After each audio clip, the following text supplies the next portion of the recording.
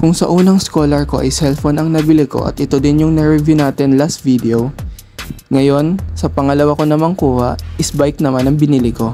Ito ang Promax PR20 gravel bike. Budget bike lang siya at kung matatanong nyo naman kung bakit gravel bike ang binili ko, is road bike talaga yung first option ko. Pero yun nga, dahil hindi maganda yung kalsada dito sa amin, nag-gravel bike na lang ako.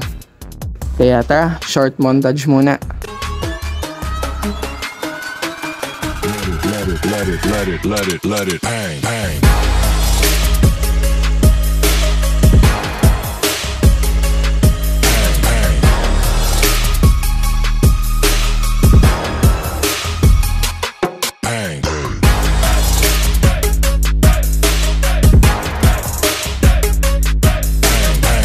Sa pagbabike hindi lang naman pwedeng bike lang ang meron ka. Dapat ligtas ka din, kaya dapat mag-helmet ka.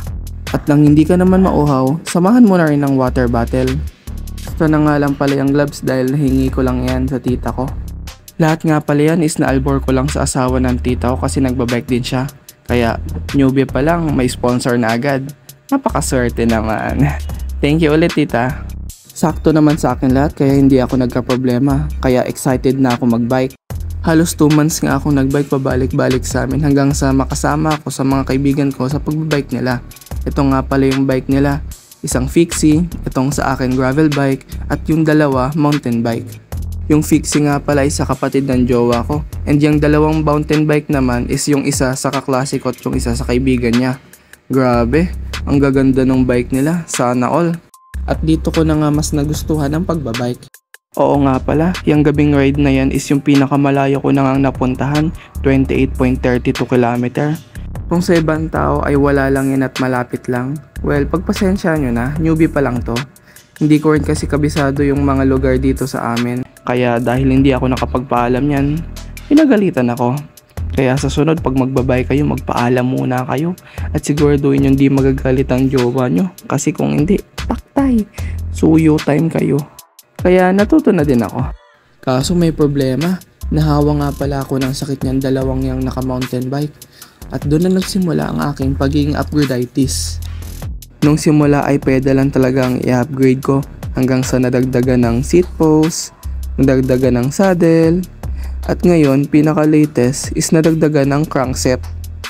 And bumili din pala ako ng mga accessories. Kaya ayun, kahit mura at paunti-unti ay natututo na din mag-upgrade. Umabot na nga pala sa point na pati yung mga stock parts ko is ibinebenta ko. Sa mga may gusto, available din pa pala yan. Halos 1 buwan at kalahati ko nga lang pala yan nagamit, kaya goods na goods pa yung mga parts na yan. Need ko lang pang upgrade. Maglilib na lang ako ng link yan kung saan yung pwedeng mabili sa may mga gusto.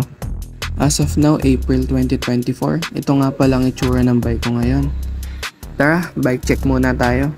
Bagong punas lang yan, kasi kanina is kakabike ko lang galing sa jowa ko. Kaya ayun, pag-uwi, punas.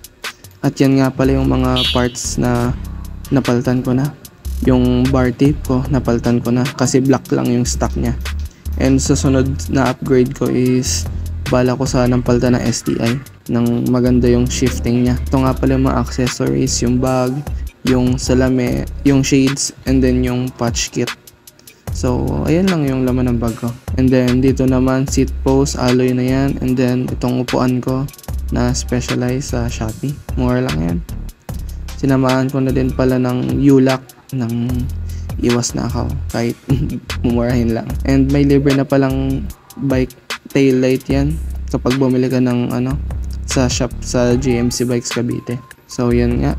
Ito nga pala yung crankset, Ragusa RB800. 52 teeth and 42 teeth yan. Ayan yung stock na FD. Ayan yung libreng chain stay, chain guard yan. Ayan naman yung RD ko. Stock pa lang yan kaya malaki masyado sa crankset ko. Dito nga pala stock pa yung headset nito. Ball bearing pa yan kaya iwas ako ngayon mabasa yan ng ulan. And then isa nga pala sa mga napalitan ko is itong inner tube. Ginawa ko na siyang Fresta valve kasi yung unang pagkakabili ko is naka-Schrader pa yan. Kaya yun, ginawa kong Fresta valve kasi nabutasan ako ng gulong sa harap.